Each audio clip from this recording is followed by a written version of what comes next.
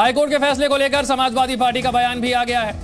BJP ने पिछड़ों के साथ धोखा किया, यह समाजवादी पार्टी कह रही है। हाईकोर्ट का आदेश निकाय चुनाव को लेकर है और इसके बाद समाजवादी पार्टी की तरफ से इसे लेकर प्रतिक्रिया आई है और बीजेपी पर, उत्तर प्रदेश की सरकार पर निशाना साधा है।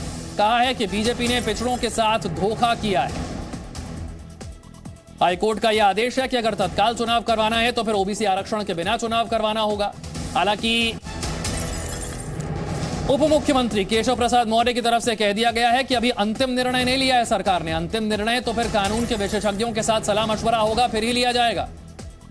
पिछड़े वर्ग के जो अधिकार हैं उनके साथ कोई समझौता नहीं होगा, लेकिन समाजवादी पार्टी को मौका मिल गया है निशाना साधने का बीजेपी पर और कहा है कि संविधान खत्म करने की बीजेपी की साजिश है।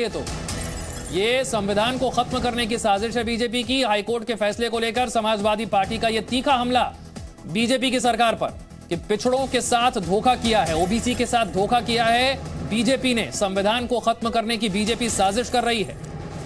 यह तीखा हमला करने का मौका हाईकोर्ट के फैसले के बाद मिला है। ओबीसी आरक्षण को लेकर एक रैपिड देखिए, ये ट्वीट जो है समाजवादी पार्टी की तरफ से किया गया, वो ट्वीट आपको दिखाते हैं। भाजपा सरकार ने पिछड़ों को धोखा दिया। भाजपा की बाबा साहब भीमराव अंबेडकर के दिए संविधान को खत्म करने की साजिश।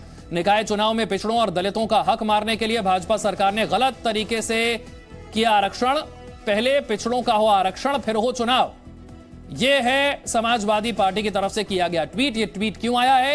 यह ट्वीट आया है हाईकोर्ट के आदेश के बाद। हाईकोर्ट ने कहा है कि निकाय चुनाव को लेकर जो ओबीसी आरक्षण का रैपिड सर्वे करवाया था उत्तर प्रदेश सरकार ने, उसे नहीं माना जा सकता, क्योंकि सुप्रीम कोर्ट का जजमेंट कहता है कि ट्रिपल टेस्ट 3 मानकों के आधार पर रिपोर्ट तैयार होनी चाहिए। वो रिपोर्ट जब तक तैयार नहीं हो जाती तब तक ओबीसी आरक्षण नहीं दिया जा सकता। तो ऐसे में अगर तत्काल चुनाव करवाना है तो ओबीसी आरक्षण के बिना करवाना होगा, ओबीसी वाली सीटों को जनरल मानना होगा। और हाईकोर्ट के इसी फैसले के बाद समाजवादी पार्टी को मौका मिल गया है बीजेपी पर निशाना साधने का। एक ट्वीट के जरिए उत्तर प्रदेश की सरकार पर यह निशाना साधा है और कहा है कि पिछड़ों के साथ धोखा किया जा रहा है। संविधान को खत्म करने की बीजेपी की ये साजिश है। हालांकि उत्तर प्रदेश के उप मुख्यमंत्री कह रहे हैं कि अभी अंतिम निर्णय हुआ नहीं है। अंतिम निर्णय तो कानून विशेषज्ञों के साथ सलाह मशवरा होगा, उसके बाद ही होगा। पिछड़ों के साथ कोई अन्याय नहीं होने देंगे। उनके अधिकारों, उनके हक को कोई मार नहीं सकता।